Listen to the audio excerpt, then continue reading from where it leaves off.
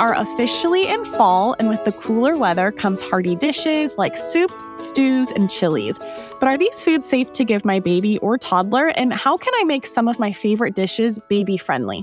Today we are speaking to a dietitian on how you can still make your favorite fall foods you love, but also make them baby-friendly. Thanks for joining us. This is Newbies.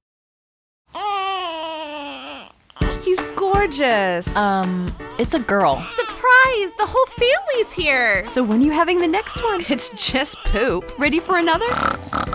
Wow, you look really tired. Ready to go back to work? Yellow poop? Seriously? Did you sterilize this? Sex? Now? You've got to be joking. You should sleep when the baby sleeps. She doesn't look anything like you. I thought you already had your baby. I did. Babies don't come with instructions, so there's Newbies, helping new moms and new babies through the first year.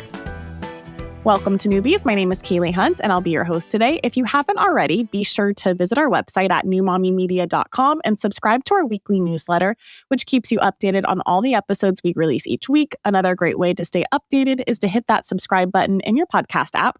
And if you're looking for a way to get even more involved with our show, then check out our online community. It's called Mighty Moms. That's where we chat more about the topics discussed here on our show. And it's also an easy way to learn about our recordings so you can join us live. Our expert today is Lauren Saunders. Lauren is a registered dietitian with a master's degree of nutrition and integrative physiology. Her chosen emphasis is in pre-postnatal nutrition, helping mamas achieve their healthiest body possible. Lauren, thank you so much for joining us. Please tell us more about your family. Thank you, Kaylee. I'm excited to be here.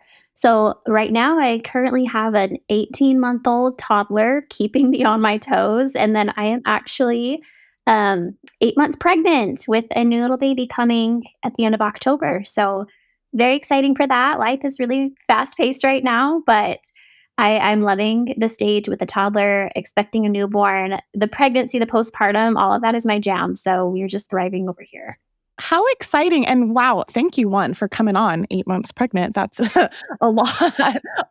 But also, this is perfect because I feel like it's right on the tip of your brain with his fall foods, nourishing your body postpartum, feeding your toddler. This is all very timely. You're having a fall baby, which is exciting. Yes, I honestly, my first was a spring baby, and I'm excited for all the fall foods this time around. How exciting, nourishing your body.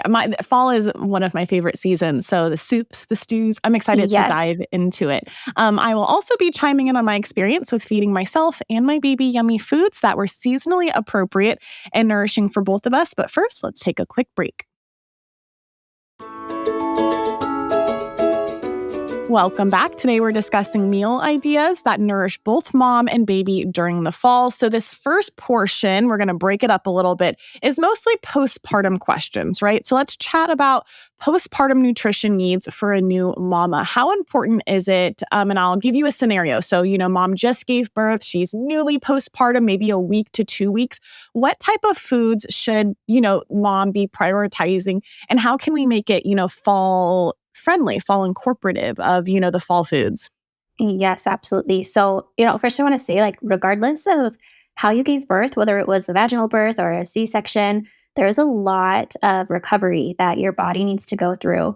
And then pregnancy itself is such a depleting time point. And so most women are pretty depleted nutrient-wise at the end of pregnancy. So focusing on that replenishment and recovery can't be understated, especially those first few weeks to few months of postpartum.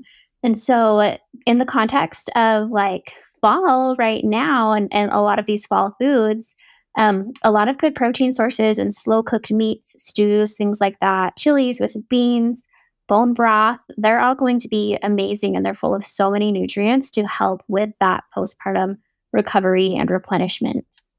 I love that. Soups is one of my favorite meals to eat throughout the entire year, honestly, not just fall, but it's extra special during fall. Yes, no, it is. I guess what type of, so, you talked about slow cooked meats. Can you name a few? So maybe roast, pot roast, chicken noodle soup. What exactly are you talking about when you say slow cooked meat? For sure, roasts, those types of things. If you think a crock pot meal where you put your chicken on, you got it cooking for 4 to 8 hours, or you put a roast in the oven or in the crock pot, having that delayed cooking time, that long cooking time can really break down the muscles, the tendons, ligaments, whatever you have in there, or if it's like a bone-in meat, it can help kind of break down the bone a little bit too. And you're getting a lot of amazing nutrients from, the muscle tissue, from the bones, from the ligaments there that's leaching into your food, which is only going to help your own muscles, your own uterus, everything to recover because you need those nutrients. So any types of meats that, you have cooking all day long are going to be fabulous. I love that. And so I can only assume, I'm not a dietitian, hence why you're on. But iron is really important during pregnancy. I remember my midwives were like, are you eating enough red meat? Let's check your iron numbers. How important is it postpartum? Definitely incredibly important, especially, so like you said, it is very important in pregnancy. And many women get very depleted at the end of pregnancy because your iron stores depend on baby's irons, or baby depends on you. And so baby's taking a lot of your iron stores. You're increasing your blood volume, so you need it in that. And then a lot of times we lose some blood in delivery, regardless of how you deliver. And so we enter postpartum a little bit depleted oftentimes. And so trying to replenish those iron stores, getting that red meat in is going to be so important. If you think about, you're already exhausted in postpartum. You're not sleeping super great. You're kind of having all of those hormone changes. You might be a little more irritable or anything like that. If you are iron deficient, that's just going to make everything feel even worse. And so it really can be understated to try and prioritize getting those iron sources in. I so agree. And so for those who don't eat red meat, what are some other foods that are high in iron? I know spinach is one of them, but what are some other foods that maybe mamas can look out for? Yeah, so spinach is great. Those leafy greens, kale, things like that, like kind of the darker, richer leafy greens will be fabulous.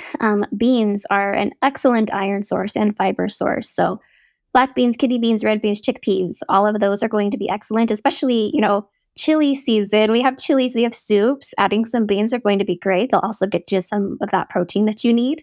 But one thing to be aware of when it comes to these more plant-based iron sources is that you want to have a vitamin C source present with it just to help your body absorb it. It is a different type of iron than what we get from animal-based sources. And so it kind of needs to go through a little extra processing in our body. So the vitamin C can really help with that. So that could be, tomatoes are great. So like a tomato-based sauce is going to be excellent. Fruit, of course, peppers, things like that can all help with that absorption. How interesting. I love that. And that's something I would have never thought about, and of course, most chilies that I eat is a tomato base. Yeah. But that's good to be on the lookout for that, especially for a newly postpartum mama. How does nutrition needs change if a mother chooses to breastfeed? Because pregnancy alone, right? Baby takes a lot of nutrients, and then you deliver. And then for the moms who choose to breastfeed for however long, how does nutrition needs change, and what should moms focus on when they are breastfeeding? Yeah, so your nutrition needs truly are never higher than when you're breastfeeding. To put it into perspective, like you have a newborn 1-month-old baby, if they're exclusively breastfed, they're taking probably an additional 500 calories from you. But if you have a 4-month-old baby who's a lot bigger than that little newborn, and if they're exclusively breastfed, they're probably taking a lot more, 700, 800, 900 calories from you. And so having, that context in play, you want to be sure that you are eating enough, yes, to help your own body recover and replenish from pregnancy, but also to ensure that you have enough nutrient stores to support baby, to support your milk production.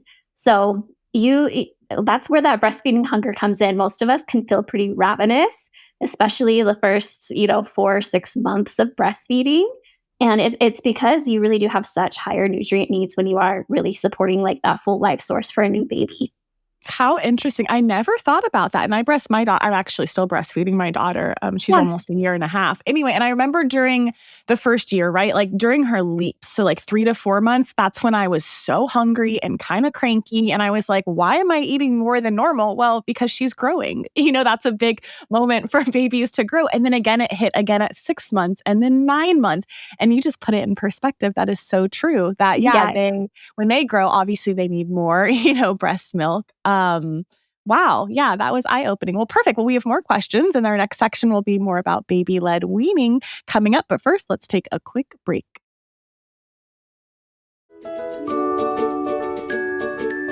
Welcome back to Newbies. We are continuing our topic for fall foods that nourishes both mom and baby. For this section, I teased it before the break, but I want to talk about baby-led weaning and some fall foods that are really great for mom and baby. And also, I feel like it's really popular. I see on social media, TikTok and Instagram, that a lot of parents and moms are choosing to make one meal, right? They're making one meal. They're trying to avoid making multiple meals for their kids. And I feel like baby-led weaning is a great way to do that. So if your baby is in the clear, Lauren, to eat solids during the fall, what types of food should moms really be focusing on? And I know it kind of changes 6 months to 9 months to 12 months. So let's start with 6 months. What are some fall foods that are really great to kind of start building baby's palate?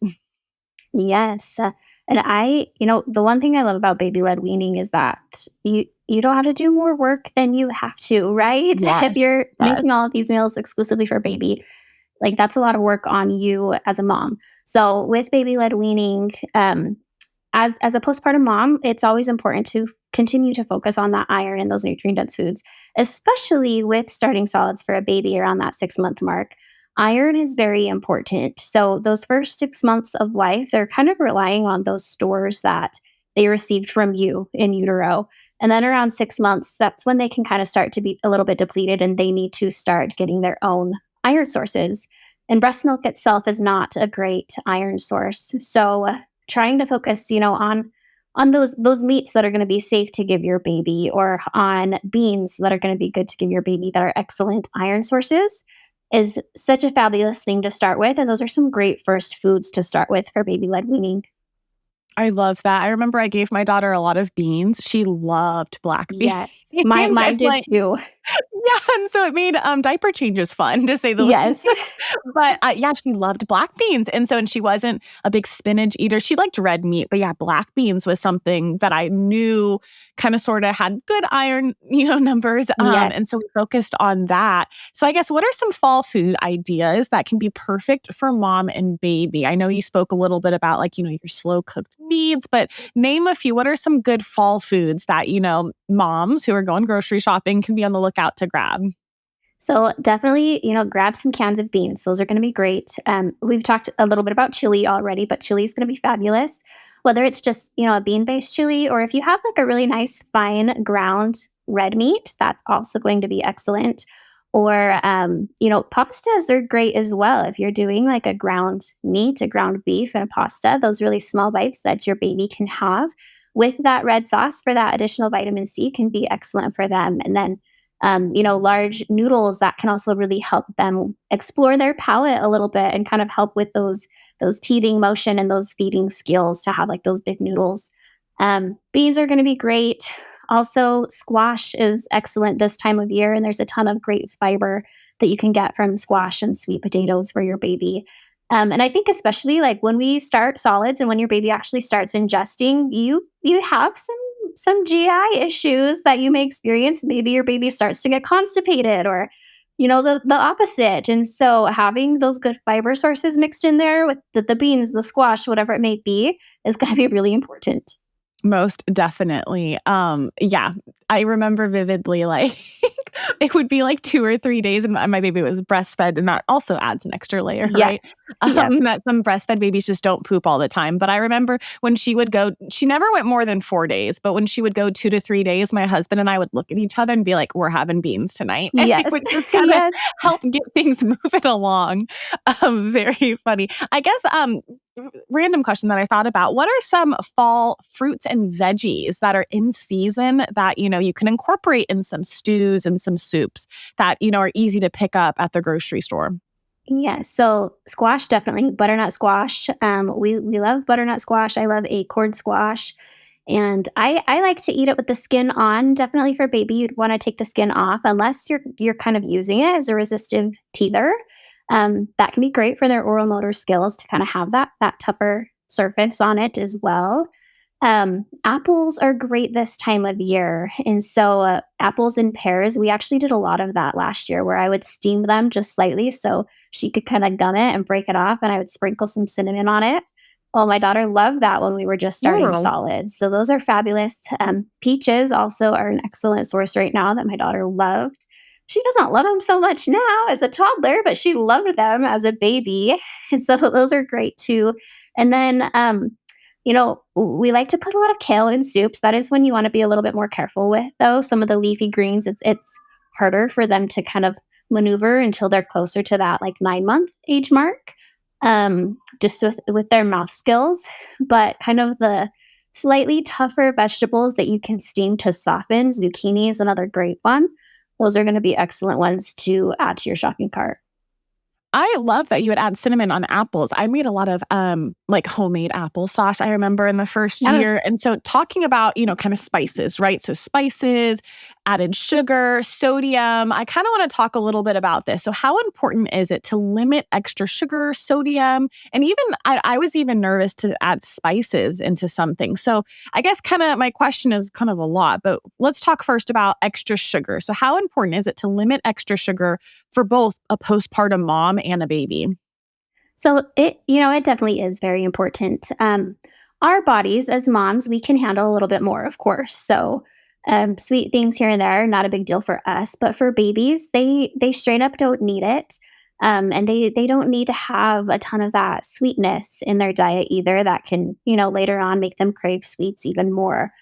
Sugar itself is not, a baby building food. It's not really going to benefit them. So the longer you can hold off, the better, of course. And so if you are making, your own applesauce or purees or sweet potatoes, things like that, just opt for no sugar. If you're making that big batch for the family, no sugar. You can sweeten yours a little bit after, but baby simply just doesn't need all of that. And a follow-up question to that is, what's the difference between foods that naturally have sugar, right? Because apples naturally are sweet. They have some sugar. So what's the difference between an apple in its own apple juice compared to an apple with added sugar, if that makes sense? Yeah. So what's the difference between the two for moms, and even myself, sometimes I get confused. Yeah. So foods that naturally contain sugar, so like fruits, for example, they typically also contain a lot of fiber in them as well. And so thinking of, the apples are going to be fabulous because it's got a lot of fiber with it, which is going to kind of help balance out any blood sugar spikes that we might have.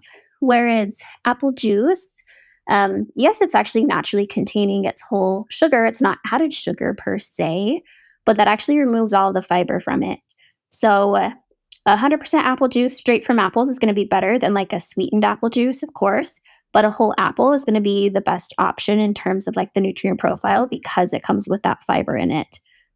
Similar, like sweet potatoes, they have a higher sugar content than regular potatoes, but they also are an amazing fiber source, especially for babies dealing with some of those tummy issues. How informative. Thank you. I love that. And so next, we're talking about sodium. And this was a big topic in my household because before baby, tended to not season enough, where my husband was an over seasoner. And so I kind of got my way after my daughter was here because I was like, no sodium, sorry, Yes. like season afterwards, when everything's ready. Anyway, to get to my question, how important is it to limit sodium for a baby who's under 1? And also, again, for a postpartum mom, because I feel like, and tell me if I'm wrong, I heard that maybe, moms need, if they eat, pretty organic or pretty raw food, salt isn't necessarily bad to eat postpartum, but it's different for baby, if that makes sense. Yes. So, and thank you for bringing that up because postpartum wise, we already talked about you're pretty depleted and your electrolytes are pretty depleted. So it's not necessarily something to worry about for mom per se. But babies, their body, their equilibrium, it's a very, very, very fine balance. And that's why, breast milk is so fabulous those first 6 months. And you don't need to give your baby water because they get everything. They get their hydration. They get all their electrolytes from breast milk those first 6 months, or formula if that's the route that you're taking. But when it comes to starting solids, that's where it can be kind of finicky because if you're adding too much sodium, that can really put their body out of balance with their fluid hydration levels and things like that. So I always would suggest, like, if you're making that big batch of soup for your family, you can add, a little bit of salt for a big batch. That's going to be fine. But to really season to taste, do that to your own individual bowl at the end. And leave it out of baby's food when it comes to sodium itself. When we're talking more about home cooked meals, if you do have, a pretty clean diet and you are cooking at home, you actually can handle, and baby can handle a little bit more sodium just in the cooking. Definitely not something to go crazy on, and you still want to more so season to taste your own meal after. But it's the processed foods that really, really get us here in our nation now. That's where we get, the really high sodium, the really high salt. So more than anything, limiting those processed foods that are going to have a lot of sodium should be a high priority with your baby. I love that you totally explained that, and thank you, because it was a question I always had. I'm like, I don't know if I should add this much salt, but then I think about everything I'm making or all of my ingredients don't really have salt in it. I'm using like vegetable broth without any salt in it. I do the low sodium, so I'm like, should I add a little bit of salt? Anyway, that cleared some things up for me. And also too, like as soon as you start giving your baby solids, you can start offering a little bit of water with that mealtime too. And so that also is going to kind of help keep things a little bit balanced as well. I so agree. And that was a game changer as well. Yes. Going from, for some moms, it's a bottle. For me, we just went straight to sippy cup, and it was pretty easy for water, which was kind of fun. Once my daughter could drink out of a straw, that was like a game changer. If we were ever out of the house, she could just use my water bottle. Oh, definitely. I so agree.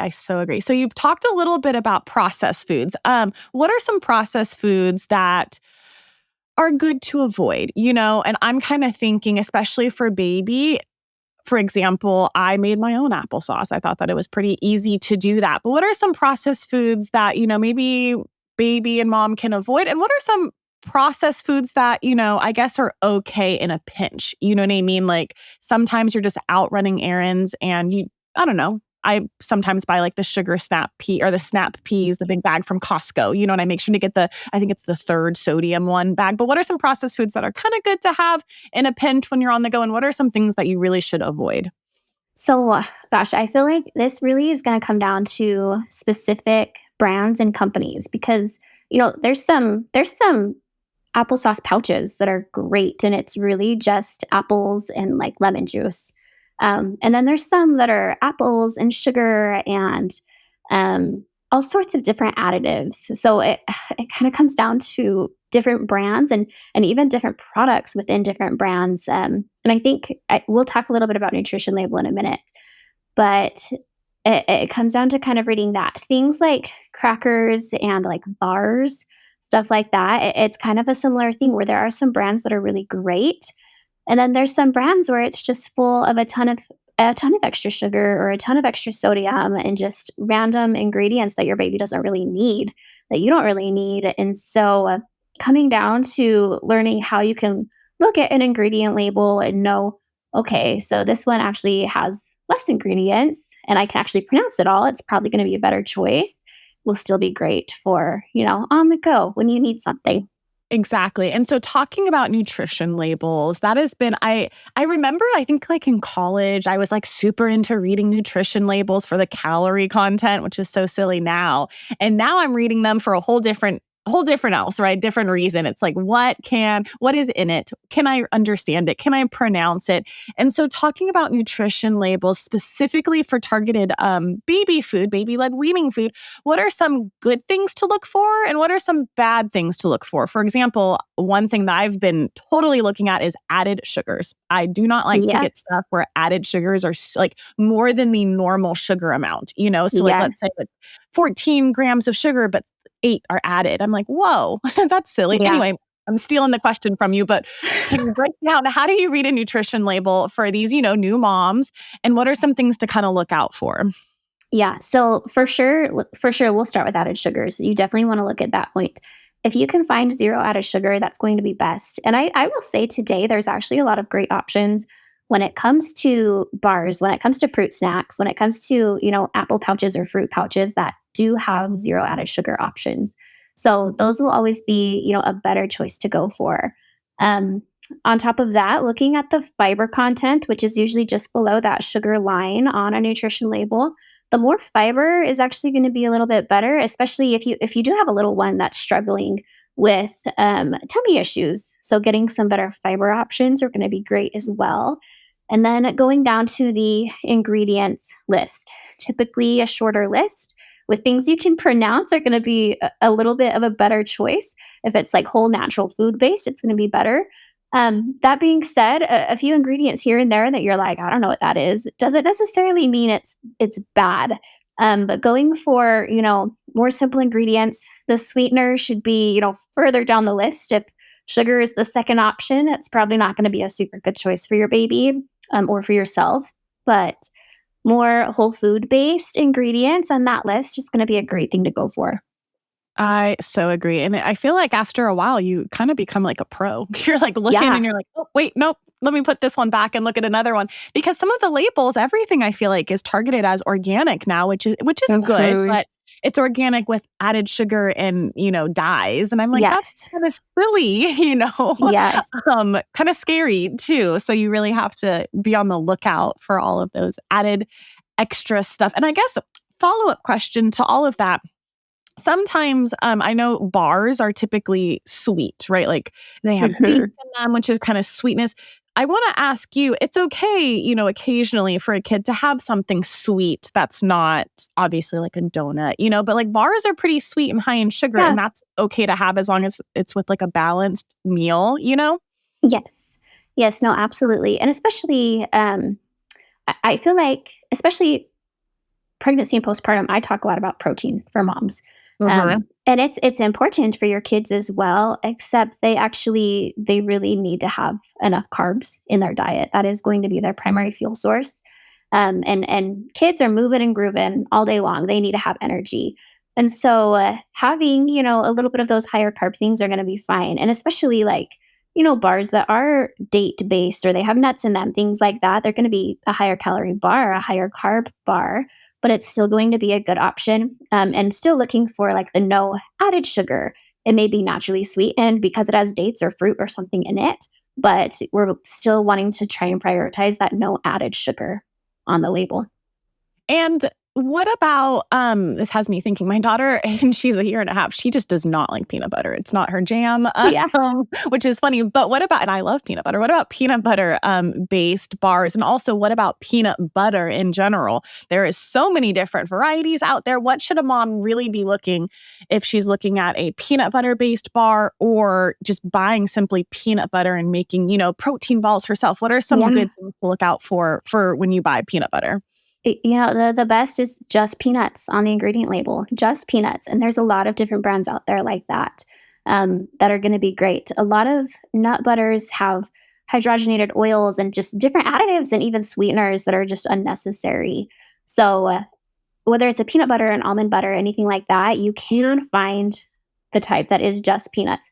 Usually you do have to stir it though. I will say that's usually the ones where you have to stir because the oil just naturally settles on top. But if you can give it a really good stir the first time around, you usually don't have to stir it after that. Awesome. Well, we got more questions coming up, but let's take a quick break.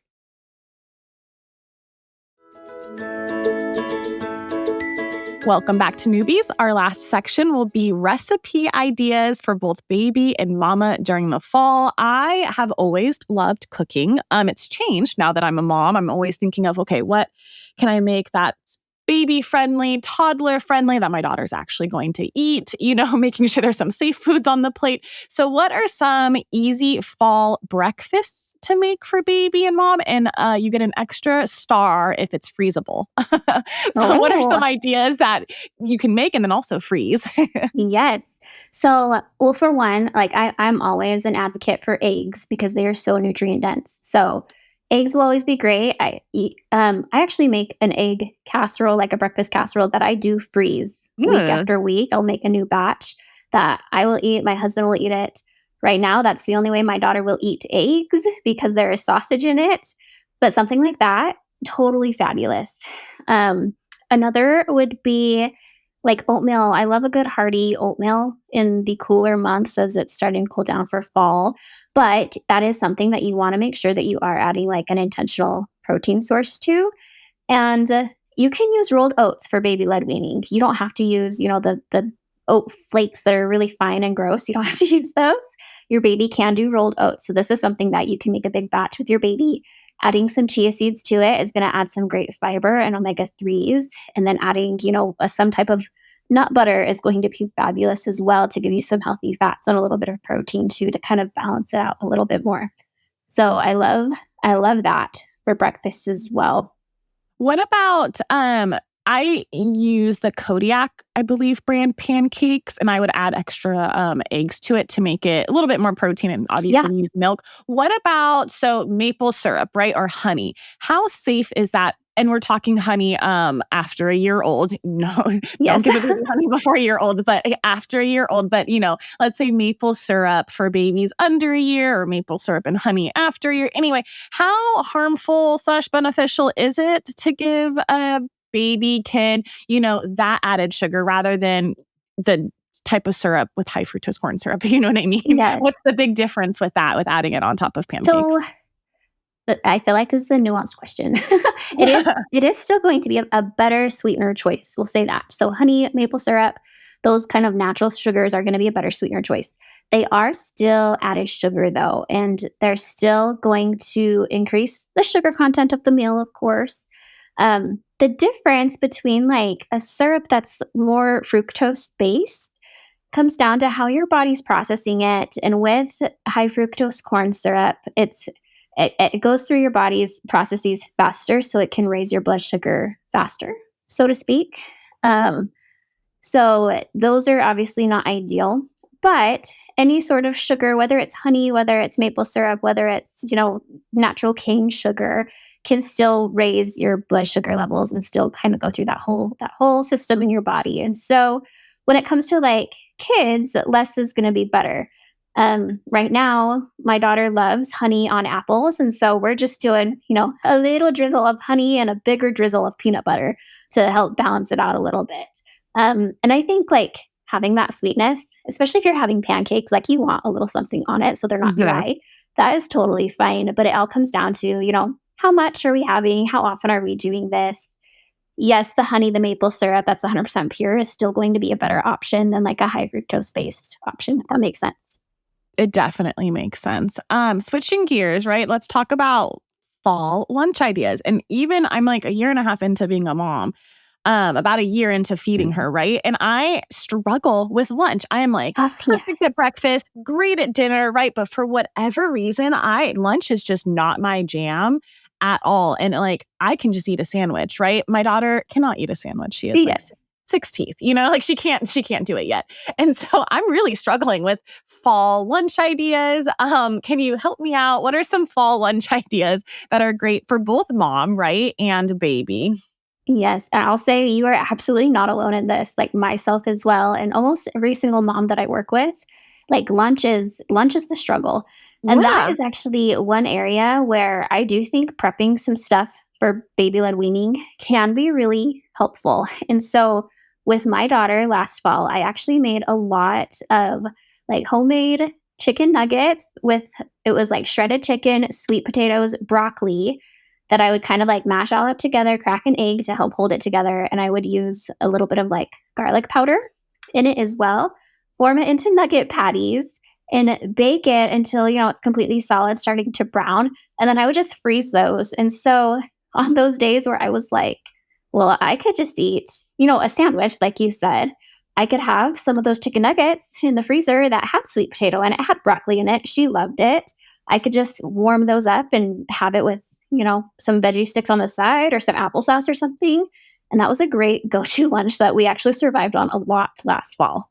I love that. Is such a great idea. And that even has me thinking, I actually made it 2 days ago, turkey meatballs. Super easy. Yes. I shred up some zucchini, shred up some carrots. I use some breadcrumbs, whether it's panko or Italian breadcrumbs, whatever I have in my pantry. And and it's sitting in my freezer right now. It's like such a quick go-to, quick grab, and, pop it in the oven or the air fryer really quick. That is so helpful. What about dinner? And I think why I struggle so much with lunch compared to dinner is I want it to be different, and I think that's just me putting an unrealistic mom goal on top of my shoulders. I want it to be different. Breakfast is like egg based, right? And like oatmeal and turkey sausage for breakfast. And then lunch, I'm like, I don't know what I want for lunch, but for dinner, we're having spaghetti. You know what I mean? So why?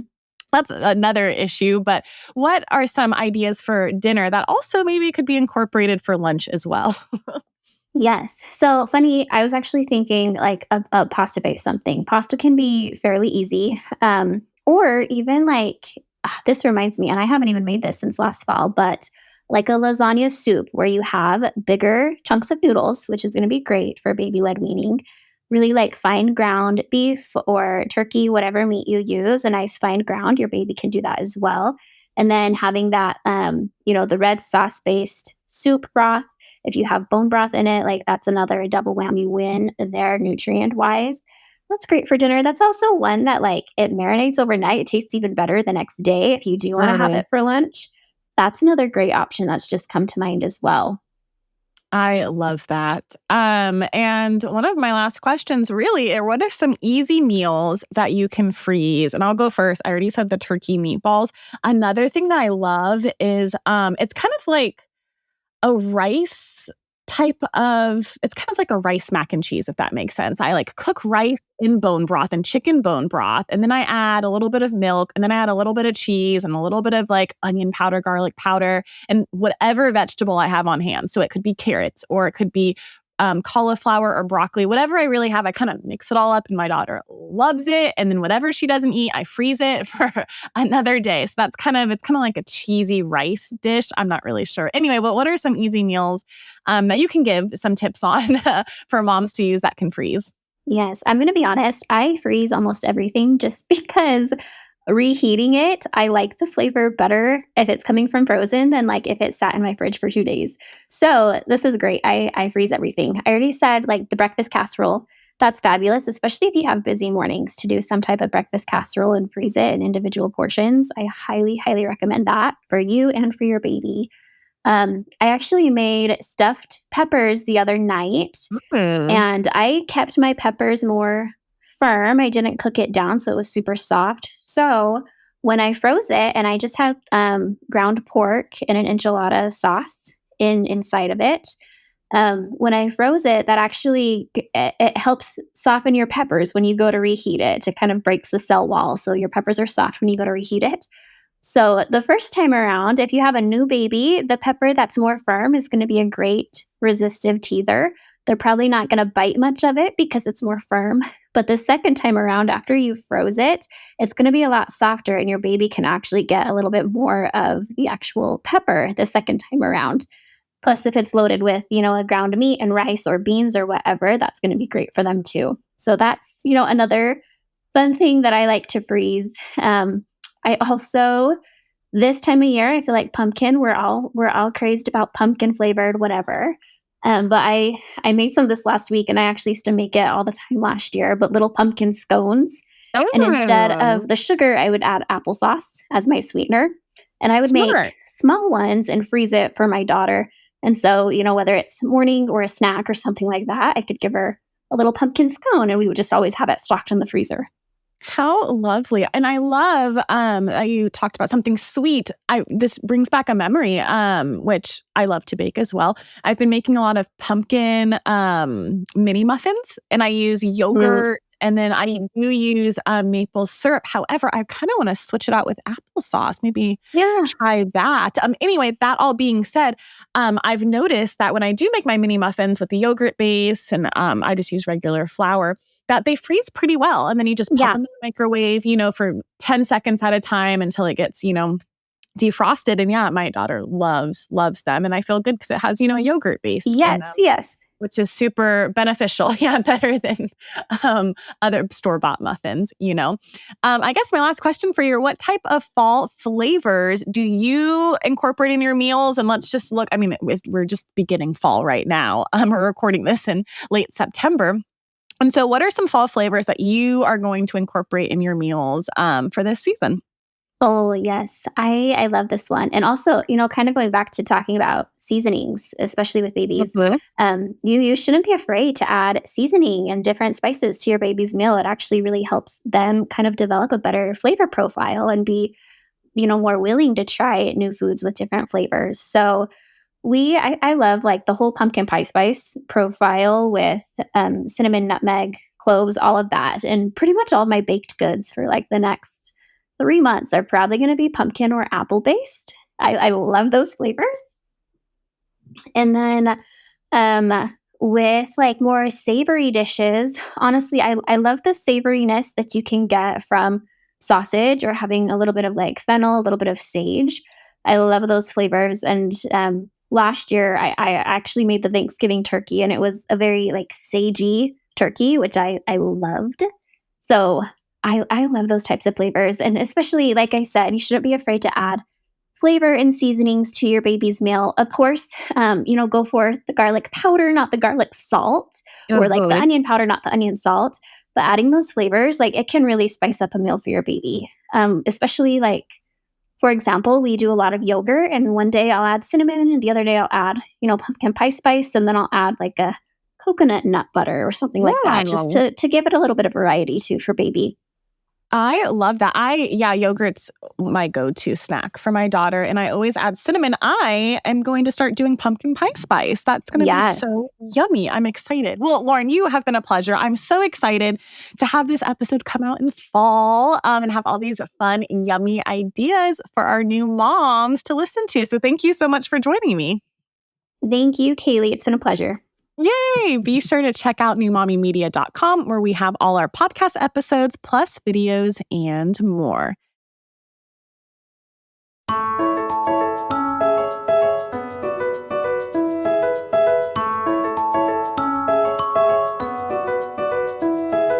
That wraps up our show for today. Thanks for listening. If you love newbies as much as we do, please consider checking out the amazing businesses that sponsor our show week after week. And we'd also love for you to tell another new mama about this resource, which of course is absolutely free. And if you want to check out some of our other podcasts we produce, such as Preggy Pals, Parent Savers, The Boob Group, and Twin Talks, then visit our website at newmommymedia.com. Don't forget to follow us on Instagram for more information, giveaways, and more. Our handle is at newmommymedia. Thanks for listening to Newbies. This has been a New Mommy Media production.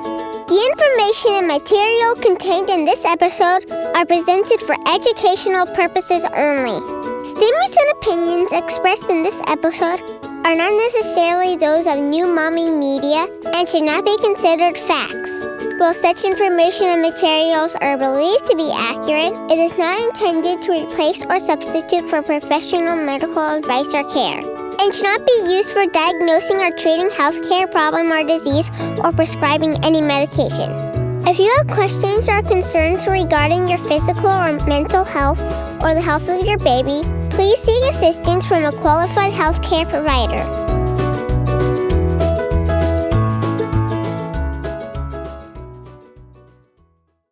Hey mamas, don't forget to check out Mighty Moms. It's our online community built for new moms just like you. Not only can you connect with other moms, but you can also join us backstage for special mom-only online events. And you'll also be notified when we're recording, so you can join us as a special guest.